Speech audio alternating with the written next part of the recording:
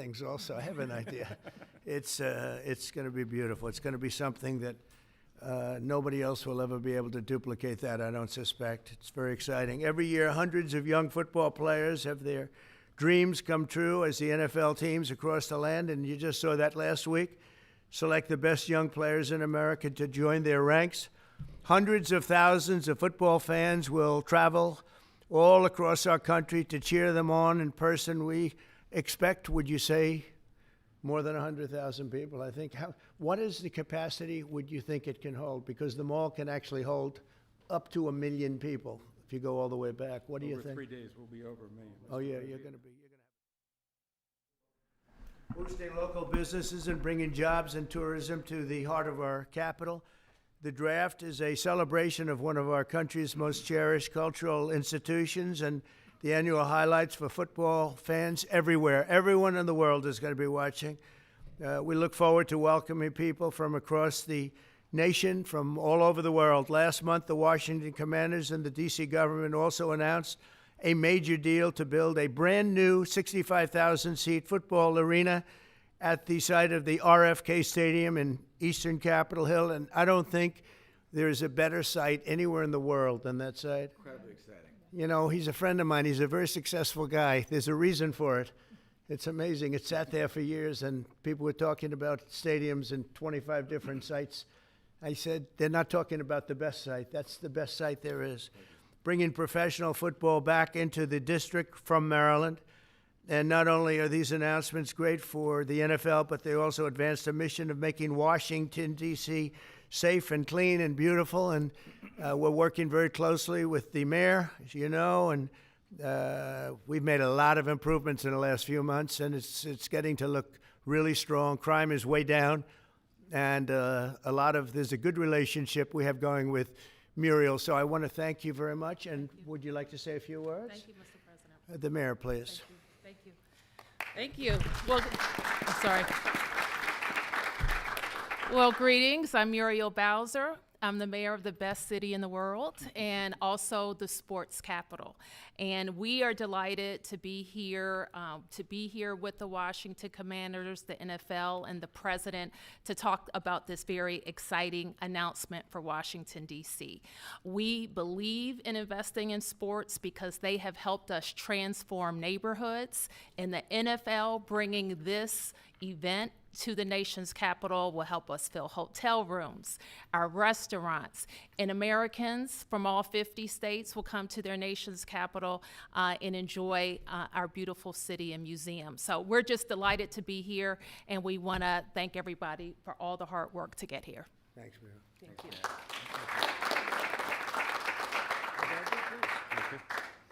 Well, Mr. President, thank you. We're honored to be here in the Oval Office, and to have you announce the 2027 NFL Draft is a special treat. So thank you for your support. Also, thank you for your support in the Commanders' new stadium. We agree it's going to be a great site. We think it's going to be great for our fans here, and it's great to come back home. And so we're very excited about that. Josh is leading the way on our behalf, and the mayor, so we thank both of them for that. We also want to thank you because in the first term, you helped us get a Canadian trade deal, which we want to make sure we note again and make Canada sure you know. does not like me too much. They gave a great American company a lot of money that you deserved, frankly. So. Thank you. The draft has really become one of the great entertainment and sports events. Just a week ago in Green Bay, we had over 600,000 people attend. The year before in Detroit, we had close to 800,000. As the president remarked, we believe we'll be well over 1 million when we come here to DC in 2027. So we not only believe it's a great site, we believe it's consistent with what the president said, which is investing in our communities, investing specifically here in the nation's capital, one that I grew up here in Washington, D.C., and is particularly important. We think we can have a tremendous impact on this community, and it will not just be an event, it will be something that will show the world how far the nation's capital has come and where it's going. So we're very excited about that. And we thank everybody here. We thank you for your support. we know it's going to be a great event. Mr. President, we thank you again. Thank you very much. You're Roger. welcome. Good luck with it. Yes, thank you. Thank you.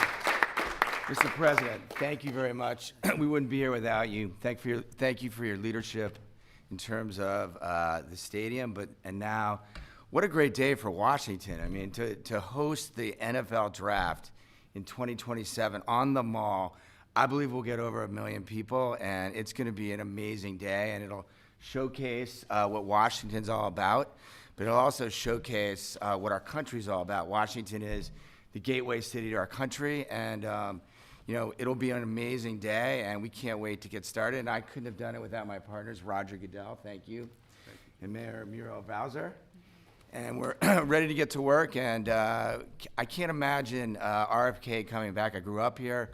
DC used to stop and on Sundays, and everyone would be inside watching football, or everyone would be glued at the stadium. And so we want to bring that back. And football really is as essential to the culture of America. We all love it, we all watch it, and it brings people together.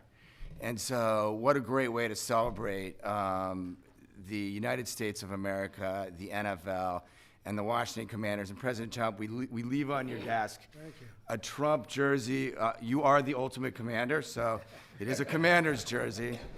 There's no bird on it, but you know, we appreciate you, and thank you for everything you've done, and look forward to the future. Thank you very much. Thank you.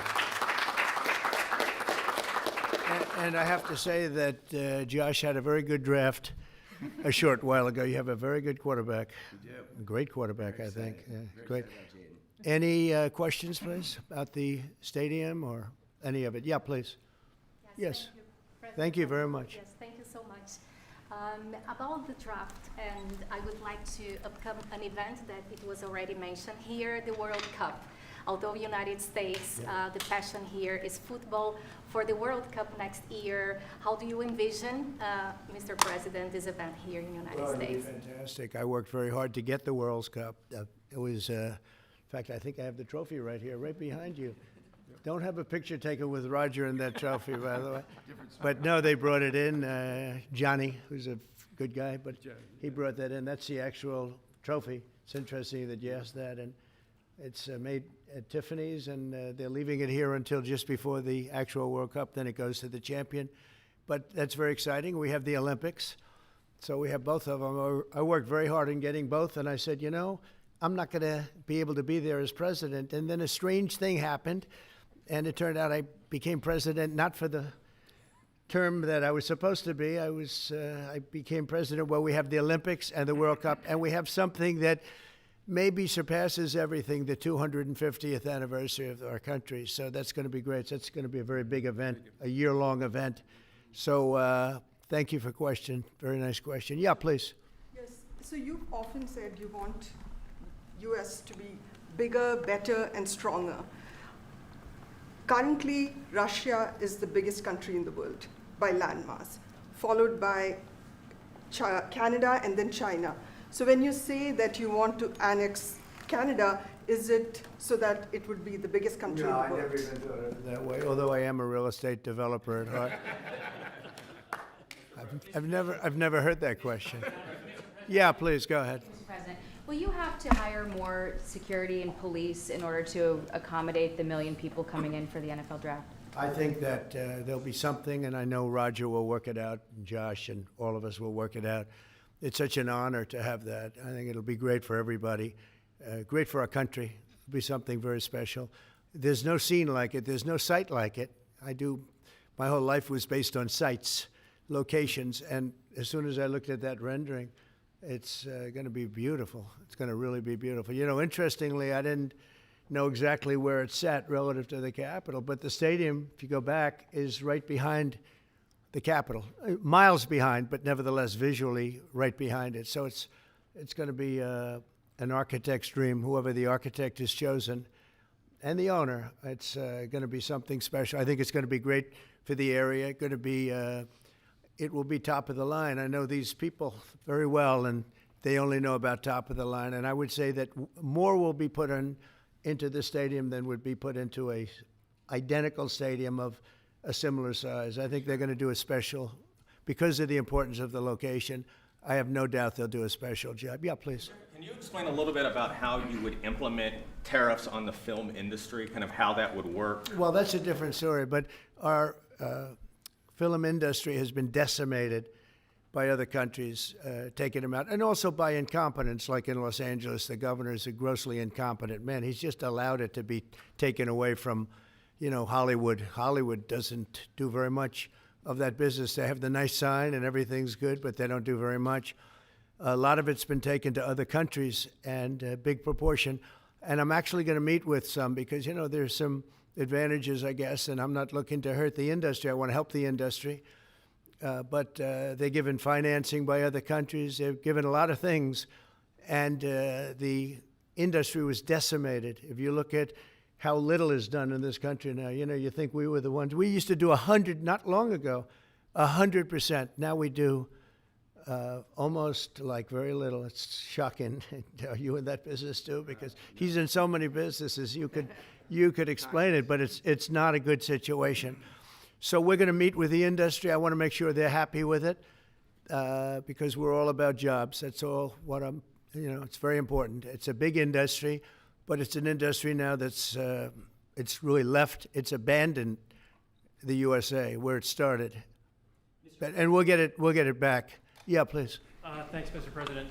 First, I just want to thank you for letting us in here. I'm with Zero Hedge, and the last administration banned us on social media, so we're really grateful to be in the White House. And this is not exactly sports related, but I've been dying to ask you this question for a long time, which is that 2.5 years ago, the Nord Stream pipeline blew up. Yeah. And despite what people like John Brennan and all the hawks said, you were one person who said Russia probably did not blow up its own pipeline. If you can believe, they said Russia blew it up, yeah. And so I'm wondering now that you're president, if you would consider launching a formal investigation into what happened there and who actually did blow it up. Well, probably if I asked certain people, I'd be able to tell you without having to waste a lot of money on an investigation. But I think a lot of people know who blew it up. But I was the one that blew it up originally because I wouldn't let it be built. And then when Biden got in, he allowed it to be built. And it's very interesting. But I think Russia, with the price of oil right now, oil's gone down. I think we're in a good position to settle. They want to settle. Ukraine wants to settle. If I weren't president, nobody would be settling. They're losing 5,000 people a day. Think of it. Here we talk about football. They're losing 5,000 people on average a week, mostly Russian soldiers and Ukrainian soldiers, 5,000 a week, not including people that are, killed as missiles go into areas that they shouldn't be. It's a very terrible thing, and I think we've come a long way, and it could be something will happen, but hopefully it will. As you know, President Putin just announced a 3-day ceasefire, which doesn't sound like much, but it's a lot if you knew where we started from, because they were not. We had a president that for 3 years didn't speak to Putin, and it all shouldn't have happened. This is a war that should have never happened. And you're going to be very disappointed when you find out the real number of people that were killed. It's far greater, many times greater, I believe, but far greater than the numbers that you're putting out. It's a very, very deadly, horrible war. Okay? Yes, ma'am. Thank you, Mr. President. Some Catholics were not so happy about the image of you looking like the Pope. Oh, I see. You mean they can't take a joke? You don't mean the Catholics. You mean the fake news media. Not the Catholics loved it. I had nothing to do with it. Somebody made up a picture of me dressed like the Pope, and they put it out on the internet. That's not me that did it. I have no idea where it came from. Maybe it was AI, but I know nothing about it. I just saw it last evening. Actually, my wife thought it was cute. She said, "Isn't that nice?" My question about Actually, I would not be able to be married, though. That would be a lot. I'd have to the best of my knowledge, popes aren't big on getting married, are they? Not that we know of. No. I think it's the fake news media that, they're fakers. My question, though, sir, was about the fact that it was put out on the White House account. Even though it was AI generated, it was a joke, it was a meme. Does it at all diminish the substance of the official White House account to have it go out on that particular channel? Give me a break. It was just somebody did it in fun. It's fine. Have to have a little fun, don't you? Yeah, please, go ahead. Tell me about the program that's just been introduced to give undocumented immigrants living in the United States About me? $1,000 to self-deport. Can you just tell us a little bit? Oh, the more? new program, The new yeah. program. We have millions of people that have come into this country illegally through an administration that didn't know what they were doing. They didn't have a clue. And now we find out officially they didn't because the president was incompetent, but I could have told you that before. And they've allowed millions and millions of people to pour in. Murderers, drug dealers, the biggest drug dealers in the world, actually, terrorists come in, emptied prisons from many countries, not just South America, all over the world. They emptied their prisons into our beautiful USA. And to get that many people out, 21 million people we think the real number is, but let's say 3 million of them are serious criminals. 11,888 murderers, many of whom murdered more than one person. It's hard to believe we have to even talk about this when we're talking about something so beautiful, but it's something we have to talk about having to do with the country because it's very important. So they came in by the millions illegally into our country. They just flowed in through an open border policy that was insane. And what we've done is we've offered, you know the numbers, but because we're taking them out by the thousands, we're being obstructed. It's very unfair what's happening because the court system it's very unfair. We have to get them out fast. These are bad people. These are people that are killing, and they've already killed many people in this country. Illegal immigrants that came in illegally through an open border policy, which is insane. We talk about common sense. That's not common sense. And they came in from the Congo, all over Africa, all over Asia, all over South America, parts of Europe. They flowed in and just walked right into our country. We had no idea who they were. 21 million at least. That's probably a low number. You know, you hear lower numbers than that. It's not. That's a low number. But many are really serious criminals and terrorists and people from jails. They emptied out jails. You know, Venezuela, their crime is down 72% because they took all the criminals off the streets and the gangs and they dumped them into our country. So we're getting them out. It's a very difficult thing with the courts because the courts have all of a sudden, out of nowhere, they said, maybe you have to have trials. We're going to have 5 million trials. Doesn't work. You wouldn't have a country left. But hopefully the Supreme Court will save it. But what they've done is a very, very serious thing. You know, past presidents took out hundreds of thousands of people when needed. You look at Eisenhower, you look at many of them, and they took people out and they didn't go through any of this. But what we thought we'd do is a self-deport, where we're going to pay each one a certain amount of money, and we're going to get them a beautiful flight back to where they came from, and they have a period of time. And if they make it, we're going to work with them so that maybe someday, with a little work, they can come back in if they're good people, if they're the kind of people that we want in our company, industrious people that could love our country.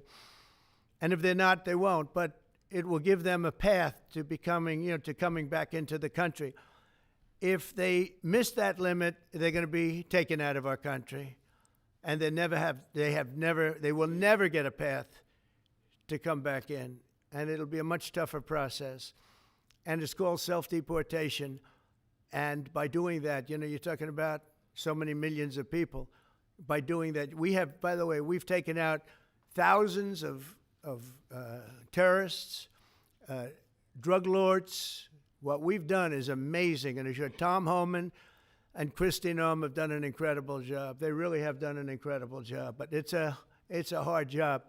So we're going to have a self-deportation where they deport themselves out of our country, and we'll work with them, and we're going to try, and if we think they're good, if they have, the people we want in our country, they're going to come back into our country. We'll give them a little easier route. But if they don't work, and if we take them out after the date, then they're never coming back, and that's the least of the problems that they're going to have. Yeah, please. What's your expectation for your meeting with the Canadian Prime Minister tomorrow? I don't know. He's coming to see me. I'm not sure what he wants to see me about, but I guess he wants to make a deal. Everybody does. They all want to make a deal because we have something that they all want. We have something that they all want. China wants to make a deal very badly. You see what's happening to China. China's being decimated, and I don't want that to happen. But they have to make a fair deal. We were losing hundreds of billions of dollars a year. We were losing think of it, on our trade policies with Biden, we're losing $5 billion a day. I think Josh, as a great businessman, would not let that happen too long, right? How many groups could lose $5 billion a day? If you lose $5 billion one day, that's the end of that company, right?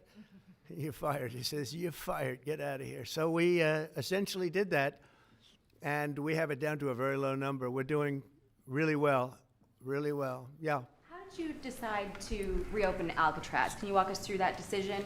Did I say what? To reopen Alcatraz, how will you use it? How did you come up with the idea? Well, I guess I was supposed to be a movie maker. We started with the movie making, and we'll end. I mean, it represents something very strong, very powerful in terms of law and order.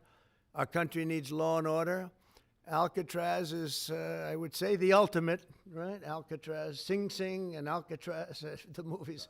But it's right now a museum, believe it or not. A lot of people go there. It housed the most violent criminals in the world, and nobody ever escaped. One person almost got there, but they, as you know the story, they found his clothing rather badly ripped up, and it was a lot of shark bites, a lot of problems.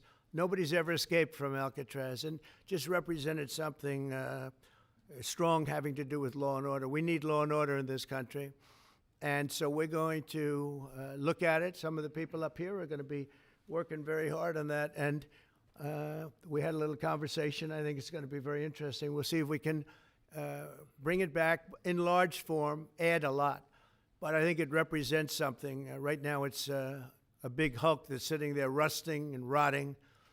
You look at it, it's sort of, you saw that picture that was put out, it's sort of amazing.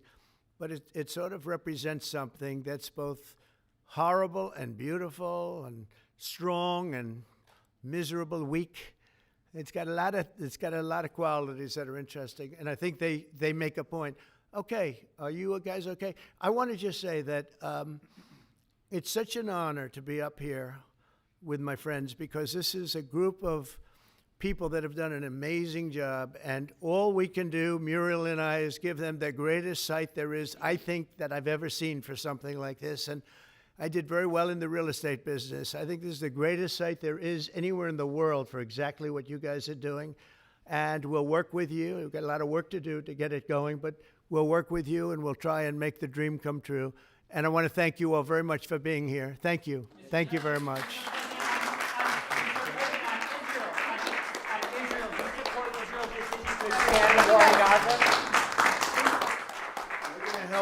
We're going to help the people of Gaza get some food. People are starving, and we're going to help them get some food.